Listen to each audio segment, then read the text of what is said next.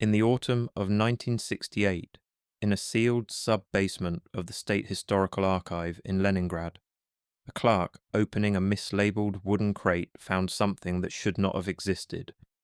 The inventory card, typed in fading Cyrillic, claimed it contained requisition church metal, 1917, melted 1920. Inside lay not slag, but a set of photographs, massive bronze bells being lowered from towers in Kazan, Tomsk, and Samarkand. The captions all bore the same stamped phrase, destroyed for the needs of industry. Yet on the reverse, in pencil, someone had written other dates, 1926, 1931, even 1942. In one photograph, a bell's interior appears engraved with concentric channels, like a cut-open coil. The official catalogue calls it decorative fluting. A later note, half erased, uses another word, Tartarian. History remembers progress, but forgets what it replaced. As the clerk switched off the light, the room hummed faintly. On the contact sheet, one bell glowed white in the developing bath, as if still vibrating. On 5th of March 1917, in Petrograd, the provisional government issued a decree that would echo across thousands of kilometers. All surplus ecclesiastical metal was to be confiscated for the war effort. In the official gazette, the wording was plain. Bells were listed alongside rail fittings and scrap machinery. The weather that day was raw and damp. Witnesses recalled sleet streaking down the windows of the Taurid Palace as the decree was signed. One surviving memorandum from a Petrograd foundry foreman, dated 17th of March 1917, mentions the arrival of a bell of unusual size from the Kazan Governorate, 7.3 meters in diameter. Yet the accompanying transport manifest, stamped twice, lists the bell as delivered and melted on that 12th of March, 5 days before it supposedly arrived. The discrepancy is noted in red pencil, then crossed out. No correction follows. In a grainy photograph taken that same month, this bell hangs suspended from a timber gantry inside the foundry. Its outer surface is typical, saints in relief, a Cyrillic dedication, the date 1899. But inside, the metal is not smooth. The image shows spiral ribs, rising like a threaded screw, disappearing into darkness. The official caption, added later in blue ink, simply reads, "Bell prior to dismantling, decorative casting." A worker's recollection, recorded in a 1935 oral history and only partially preserved, adds one more detail. When it moved, he recalled, you could feel it in your teeth, like standing near a dynamo. It was not just sound, it was a pressure. Modern metallurgists, comparing the dimensions in that memorandum with current bell designs, quietly note that the mass and profile resemble certain large water towers built across Europe and North America in the 1920s, structures that, by coincidence or not, resonate at frequencies still studied in radio engineering today. The official story, as archived, is unambiguous. The bells were seized, melted, and recast into artillery. But the dates do not align, the photographs do not match the ledgers, and somewhere beneath the sleet-streaked windows of Petrograd, a hum seems to persist, unrecorded, but implied. In the archive, it is labelled requisition. In the photograph, it looks like removal. By 9th of February 1922, in Moscow, the confiscation had become routine in a cold hall of the People's Commissariat of Finance. Clerks in wool coats compiled the Register of Ecclesiastical Bronze Assets. The light bulbs, newly wired, flickered as voltage sagged. A low electrical buzz underscored the scratching of pens. The register survives, a thick ledger stamped with the year 1922, listing 3,427 bells taken from monasteries and cathedrals from Kiev to Acoustic. Each entry states diameter, alloy, weight. One line, however, stands out. Under origin, a clerk first typed Cathedral of the Epiphany, Nizhny Novgorod, cast 1871, then, over the original ribbon impression, someone retyped Origin uncertain, estimated cast 1905.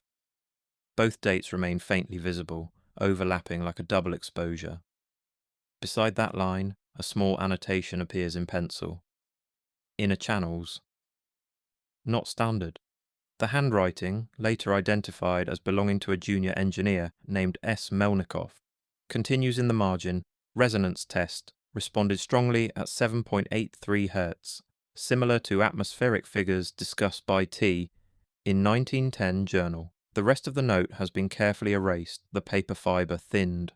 No official record explains why an ecclesiastical bell inventory would reference atmospheric resonance.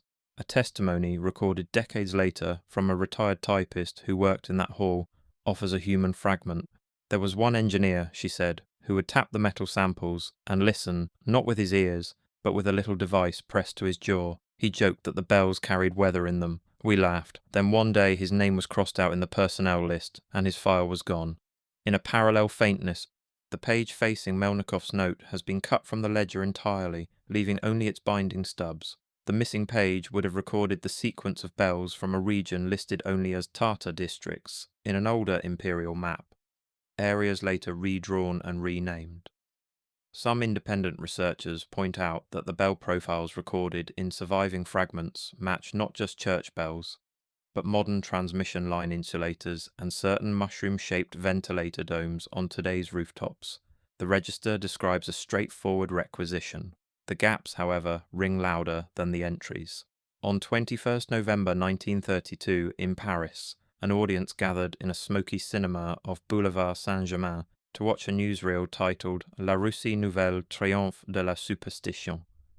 The footage, supplied by Soviet agencies, showed churches stripped of icons, their bells lowered by cranes. Titles proclaimed the recycling of feudal relics into tools of progress. Frozen breath hangs in the air of those black and white frames. Snow spins around the cranes like grain in a projector beam. A particular sequence, cited in contemporary French newspapers, shows a bell descending from a tiered tower in Yaroslavl. The narrator calls it a symbol of obsolete faith, now repurposed as useful metal. Yet decades later, when the original negative was re-examined, archivists noticed an inconsistency. The edge of one frame bears a date scratched by the cameraman. Yaroslavl, 1924. The intertitle in the edited reel, however, states 1920. More troubling is the bell itself. As the camera pans, the interior briefly catches the light. Instead of a simple hollow, viewers today can see concentric ridges, like grooves in a record. A faint moiré pattern appears in the grain, a strobing interference that some sound engineers, watching the digitized film, liken to the aliasing of an unseen vibration. In a Parisian projection booth log, preserved by chance, a projectionist noted a recurring issue. When Reel 2 runs, he wrote on 2nd December 1932, the speaker hum increases, and certain frequencies cause the lamp to flicker, only during the bell sequence, possibly bad wiring. Across the channel, a British trade journal that same winter published a short article on innovative harmonic dampers being tested on industrial chimneys in Manchester, concrete rings and caps that strongly resemble the inverted profiles of the bells appearing in the Soviet footage. Officially, the newsreel is a triumphal record of modernization. Unofficially, it preserves a final glimpse of machinery whose purpose is never acknowledged. The bells fall.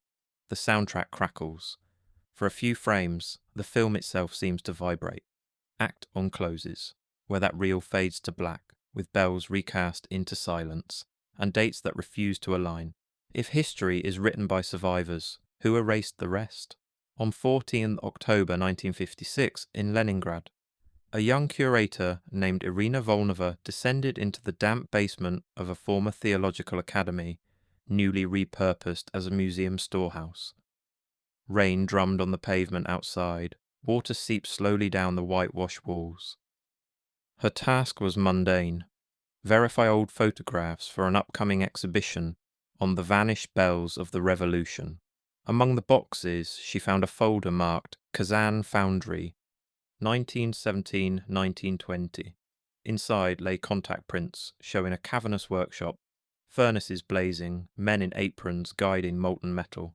In one image, dated in ink, 2022, April 1918, a familiar massive bell stands upright on a timber platform, its surface chalk-marked with cutting lines. Yet elsewhere in the museum, in a requisition report stamped melted February 1918, the same bell, identified by its unique diameter and inscription, is listed as already destroyed. 2 dates, 1 object, a 10-week discrepancy that official inventories ignore. Examining the photograph under a loupe, Volnova noticed fine scratches on the emulsion near the bell's interior. Someone, at some later point, had drawn faint spiral lines aligning with the interior ribs, adding a small notation in microscopic Cyrillic. Channels. The handwriting did not match any of the foundry engineers' signatures on record. In her notebook that day, Volnova wrote a single line. The bell appears in April 1918, but is absent from all later smelting receipts. Where did it go? Her note survived only because it was tucked into the photographic sleeve. The next page of that notebook is blank, then torn out. Colleagues later recalled that she became overly interested in technical matters outside her curatorial remit. A rumour persisted among older workers at the Kazan plant, recorded in an unbroadcast 1960s radio interview and preserved on a reel-to-reel tape that now plays with a bed of static. There was one bell, an anonymous voice recalls, that they could not melt clean. The metal spit and resisted, so the engineers cut it piece by piece and sent it somewhere else. We were told not to ask. Today, industrial historians point out that certain high-tension insulators and substation transformer cores employ alloys and geometries that, in silhouette, echo the bell's interior ribs in those photographs. The archival file says the bell ceased to exist in winter. The image insists it stood in spring. Rewinding further, the trail passes through an earlier anomaly.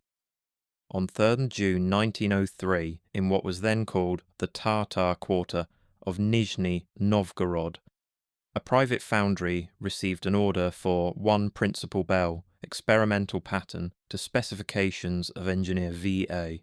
The ledger records only that initial. The surname has been carefully scraped away, leaving a pale wound in the paper. The day was hot and breathless. Accounts mention the Volga running low, stinking of algae. Inside the foundry office, walls blackened by decades of smoke, the foreman's notebook lists material requisitions that do not match a conventional ecclesiastical commission: unusually pure copper, specific grades of tin, and a small amount of silver for tuning purposes. A blueprint attached to the order, now brittle, folded and refolded, shows a cross-section unlike standard Russian bells. Instead of a simple profile, the interior is carved with helical channels, aligned with small inset cavities near the crown. A note in the blueprint margin, dated 10th August 1903, reads, "Ensure alignment to magnetic north within 1 degrees at installation. Refer to TART, schema number 7. The reference file for TART schema is missing from the archive entirely. A visiting railway engineer, writing in his travel diary on 19th of September 1903, observed the bells casting. When they released it from the mould, he wrote, the air in the yard seemed to change. My pocket watch gained 6 minutes during the hour I stood there, though I did not recall adjusting it. The men complained of a buzzing in their teeth. The bell was delivered, according to the final entry, on 2nd October 1903, to Cathedral Eastern Prospect, NN, installed under cover of night to avoid crowds. Yet photographs of that cathedral, taken in 1901 and 1907, both show the tower complete, with a large bell already in place. No record exists of any replacement. Architectural historians comparing the blueprint to modern structures note that its interior cavities resemble those of certain spiral resonators now used in microwave engineering, a resemblance dismissed by most as coincidence. One date says the bell was commissioned in a summer of low water, another shows it already hanging years before. Between them lies an erased name and a missing schema. On a dry, starlit night in Samarkand on 28 April 1899, a French traveller named Émile Baradet wrote a letter that would not be published until decades after his death. The air was cool. Heat from the day radiated slowly from pale blue tiles. Sitting on the edge of Registan Square, he described hearing a tone, very low, like distant thunder, held in a single note, emanating from the direction of a minor mosque in the old quarter. He walked toward it and found a slender tower crowned by a small bell, unremarkable in appearance. No clapper moved. The muezzin did not strike it, yet when the wind shifted, the bell's bronze seemed to tremble. Barrard pressed his hand against the tower's warm bricks and felt, he wrote, a vibration like that of a telegraph wire under tension. Local guides told him the structure was older than the Russian map suggested, built in the time before the current calendars, and that on certain nights the bell sang without being touched, calling not men, but the air itself. Official Russian surveys from 1890 and 1905 map the same tower. The 1890 plan marks a resonant bell, non-functioning, decorative, with a small cross symbol, an odd choice for a Muslim city. In the 1905 revision, the symbol has been changed to a neutral dot, and the annotation reads simply minor ornament. Both maps date the tower to the mid-18th century. Yet an inscription recorded by Barrard, a band of stylized script around the bell's rim, includes a date that, when converted, would correspond roughly to the year 1817. The bell thus appears a century younger on its own metal than in the imperial survey. In the 1930s, a Soviet engineer tasked with electrifying the region noted, in a report now browned and fragile, that certain towers, including this one, seem to interfere with telegraph lines during storms. Perhaps due to their form acting as aerials, he suggested. His pages referencing this are numbered 17 and 19. Page 18 is missing. Modern radio enthusiasts, poring over satellite images of Samarkand's outskirts, point out that a number of decommissioned broadcast towers align suspiciously with older tower-heavy quarters, patterns reminiscent of Barrard's singing structure. The archive calls it ornament, the letter calls it a voice. On 11th May 1911, in Berlin, a patent clerk reviewed application number 27491, filed by an electrical engineer whose surname has been redacted in surviving documents. The invention was titled Method and Apparatus for Atmospheric Induction Using Elevated Resonant Masses. The diagram shows a stylized bell, mounted not in a church tower but atop a lattice mast connected via conductors to what appears to be an early transformer. The specification in dense Gothic script refers to naturally occurring Schwingungen der Luft, oscillations of the air, and claims that the device can stabilize voltage in urban grids by coupling to these harmonics. One margin note, likely from the examiner, questions the practicality. Another adds, similar to TART, examples. That abbreviation appears nowhere else in the file series.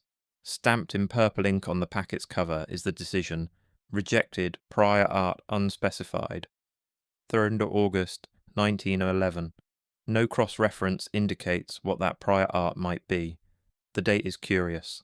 2 months earlier, on 6 June 1911, a British engineering magazine described experimental bell cap towers installed near a tram depot in Leeds to reduce electrical noise, devices whose silhouette, in the accompanying photograph, strikingly matches the German patent's drawings. The caption dates them to circa 1900 and claims they were copied from older continental designs now fallen out of use. In Berlin's archive reading room, where light falls in thick grey shafts and dust motes drift like slow snow, a researcher in 1984 noted an odd sensation while handling the patent pages. My portable cassette recorder emitted a low hum, she wrote in her notes. Whenever I placed it near the inked diagrams, move it away, the hum faded. She attributed it to interference from wiring in the ceiling. Yet others, in later years, reported similar effects at the same table, even after renovations. Today, Weary concrete water towers on the outskirts of Berlin and Leeds echo the patent's proportions. Flared tops, thickened rims, narrow supporting stems.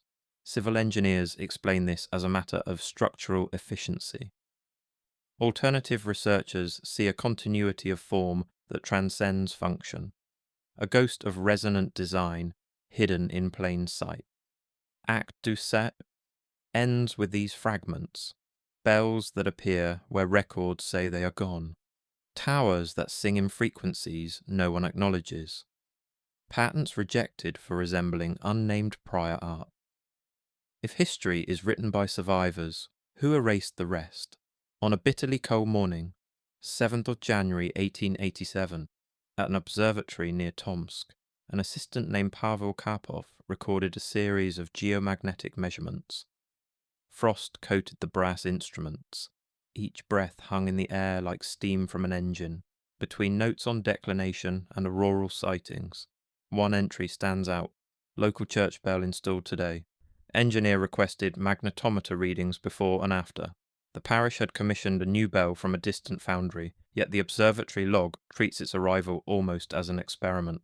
Karpov notes that at 10:32 a.m., with the bell still on its cart, the needle of the magnetometer shifted slightly west.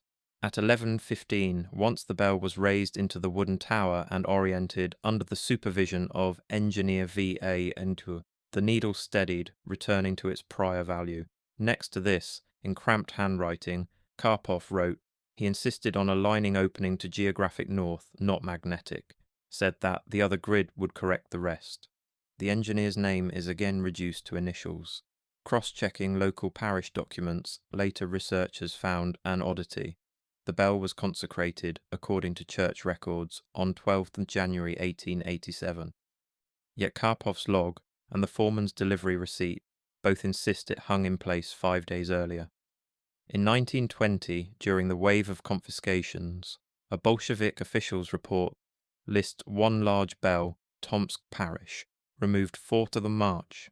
Yet a faded photograph, discovered in the 1960s in a private family album, shows the same bell still in the tower in the summer of 1923, a child perched on the sill beside it, sunlight striking the interior and revealing faint spiral grooves. On the back of the photo, a pencil note reads simply, "The Humming One." Modern geophysicists studying Karpov's surviving data have remarked in passing that his recordings of local anomalies roughly coincide with nodes predicted by contemporary models of telluric current pathways, subsurface electrical flows now harnessed in small ways by certain pipeline monitoring systems and ground communication arrays. What Karpov called the other grid remains undefined. The bell, if it still exists, has not been located. On 3rd of October 1910, in Turin, crowds flocked to an international exhibition celebrating industry and progress. Electric lights glowed over pavilions of steel and glass. A cool wind carried the smell of coal smoke and roasted chestnuts. Among the attractions was the pavilion of electro-acoustic innovation, built around a central tower crowned with what catalogues describe as a purely decorative bell-shaped dome. Postcards show the tower at night, bathed in light. The dome's surface appears segmented, ribbed like an enormous inverted bell. From its underside hang strands of bulbs that, according to visitors' accounts, pulsed in slow waves, as if responding to an invisible tide rather than direct switching. An official brochure claims this effect was produced by marvels of modern timing relays. Yet when restoration architects examined the pavilion's surviving wiring plans in 1972, they found no such relay circuits marked. Instead, the main feed runs directly into a coiled structure within the dome itself, labelled only RESON unit. A British engineer, visiting on 14 October 1910, wrote in his notebook, "The tower hums faintly, even when the lamps are extinguished. My pocket compass spun gently when held aloft beneath the dome. Attendant claimed I was imagining things." The exhibition closed in late November.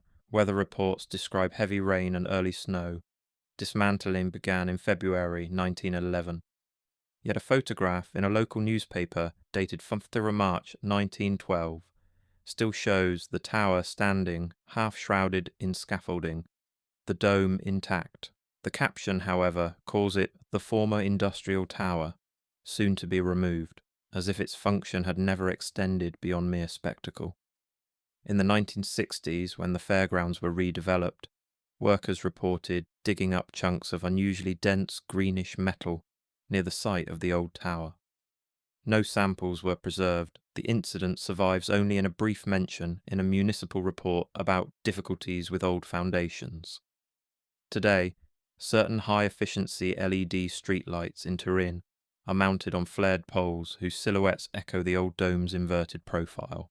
Designers cite aesthetics and stability. Others see an unconscious repetition, the reappearance of an old form, stripped of its original meaning. The archive calls the dome decorative. The blueprints suggest it was doing something else.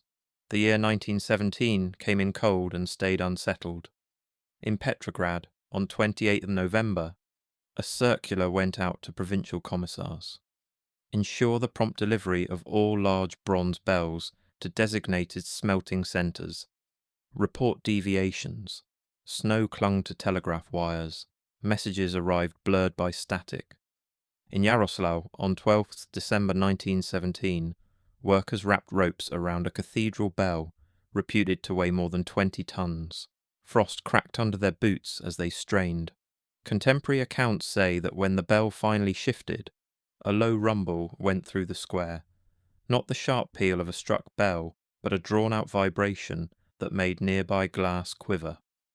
One worker later recalled, in a letter, never mailed, found and sent in a trunk. It felt like standing in the path of a train you cannot see. The transport manifest lists the bell as arriving at a Moscow smelter on 20th December and being melted on 23rd December. Yet the smelter's furnace log, still preserved, records an odd interruption. Entries on 22 and 23rd December are missing altogether.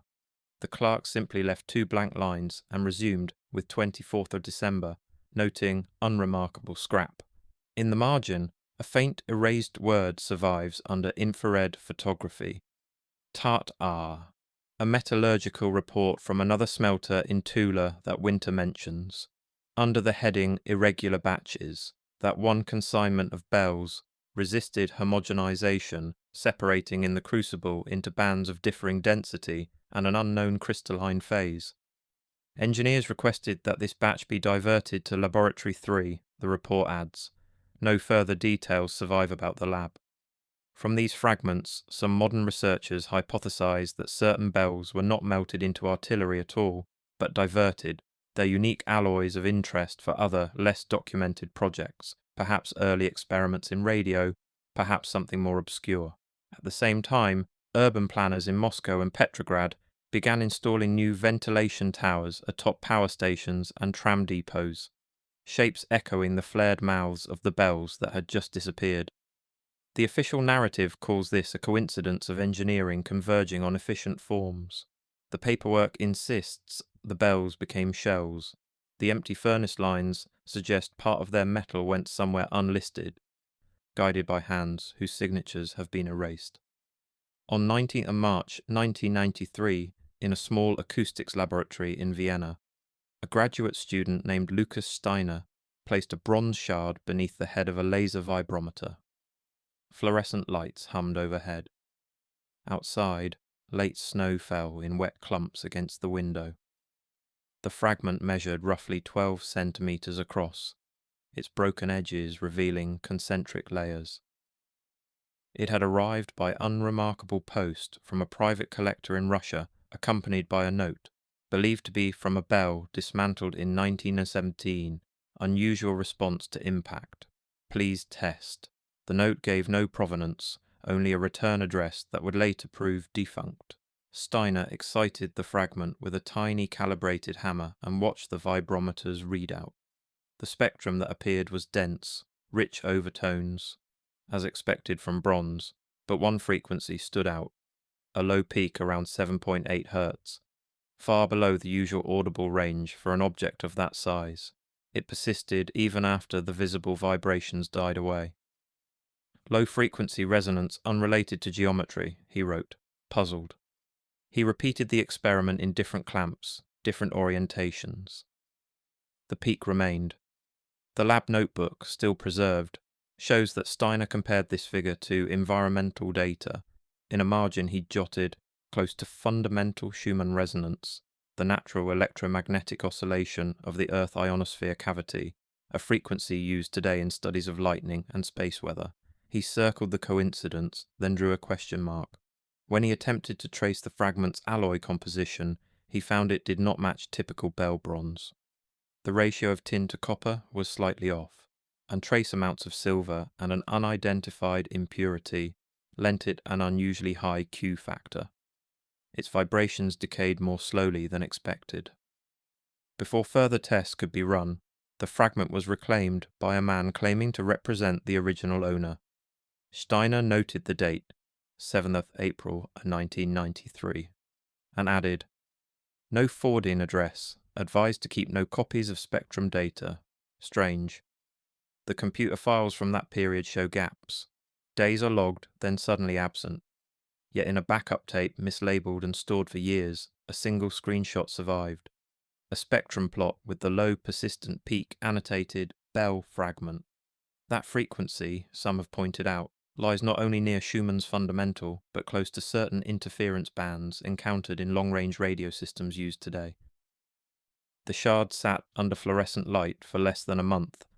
Its echo, however, reached into the same ranges now routinely monitored by satellites.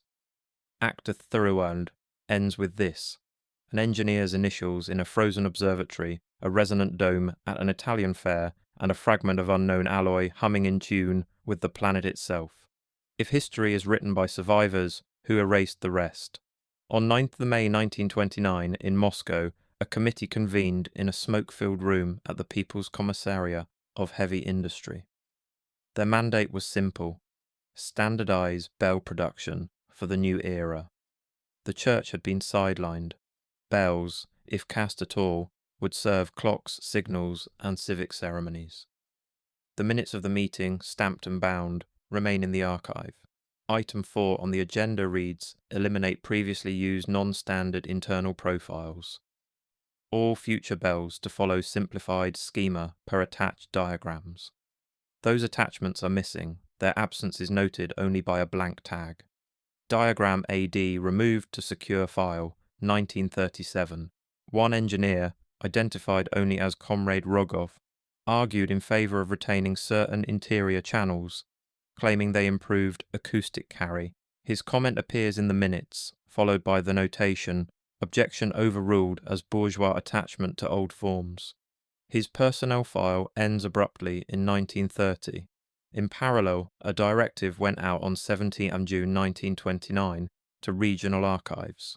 Review, and where necessary, withdraw technical materials relating to obsolete Bell profiles and associated experiments. Such documents to be transferred to central repository or destroyed. The temperature that summer was unusually high. Ink on some of these directives has bled, making names and locations hard to read. A restorer working in the 1970s on surviving bells from provincial museums noticed a pattern.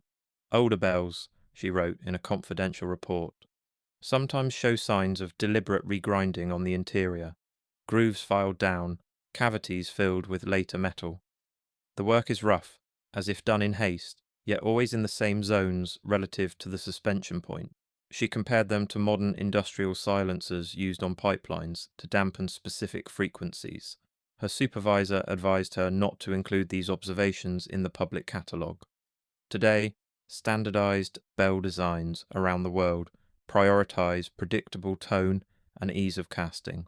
Their profiles are modelled on centuries of craft, yet the more intricate internal geometries hinted at in older blueprints and in the missing diagram AD have vanished from practice. In their place, one finds a quiet uniformity. Meanwhile, atop contemporary power stations and high-rise roofs in Moscow, small vent caps and lightning arresters repeat in miniature the flared outlines of the confiscated bells. They are not called Tartarian, they are not called anything at all. The act of standardization, in the language of the minutes, was a step toward efficiency. In the gaps where the old diagrams once sat, another story hums, a story of forms first carefully aligned to invisible grids, then filed flat. On a rainy evening, 24th of September 2019, in a provincial museum in Perm, a night guard did his rounds through dimly lit halls. The building, a former merchant's house, smelled of dust and varnish. In one corner of a neglected gallery, half hidden behind a taxidermied elk, sat a bell no higher than a man's shoulder, its surface corroded to a dull green. Its label read, Church Bell, Origin Unknown, Late 19th C, acquired 1968 from local foundry. No mention of confiscation, no donor name. The date on the acquisition form conflicts with an earlier internal memo, typed in 1962, proposing that one anomalous bell from illegible be placed on permanent loan here. Both documents are preserved, neither corrected. The guard, walking past, paused. He would later tell a colleague that on especially damp nights, the bell seemed to emit a feeling more than a sound, as if the air near it were thicker. The colleague laughed and blamed old pipes. Yet a small digital recorder placed discreetly in the room one weekend by a visiting researcher captured, beneath the rumble of traffic, a faint, regular modulation in the sub-audio band, a slow oscillation at a frequency close to that noted by Steiner decades earlier.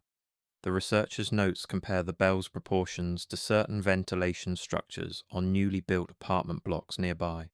The same flared mouth, the same ratio of height to width. The pattern persists, she writes, stripped of attribution, stripped of names, Tartarian, whatever term one chooses, the geometry survives, repurposed, perhaps even unknowing. Scattered across Eurasia and beyond, bells taken down in 1917 have left only their photographs, their entries in ledgers, their absence. Yet the shapes they once embodied can be traced in satellite images of water towers, in the caps of chimneys, in the blunt noses of radar domes on remote hills. Engineers explain these forms in terms of wind loading, material strength, electromagnetic efficiency. They are correct, and yet some say Tartaria was never more than a misreading of maps, a layering of fantasy upon imperial cartography.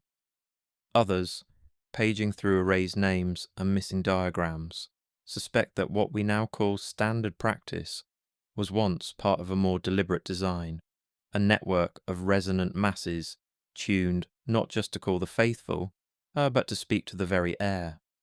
In a forgotten room in Leningrad in 1968, a crate misfiled under scrap metal yielded photographs that should have been melted. In a Viennese lab in 1993, a fragment of unknown alloy hummed in sympathy with the planet's own heartbeat. In a museum in 2019, a lone guard felt a pressure on rainy nights. History remembers progress, but forgets what it replaced. The film reel clicks, stutters. One last frame of a bell suspended in mid-air, ropes taut, sky white behind it. The image trembles slightly, as if still resonating. Then the light from the projector narrows to a thin line and is gone.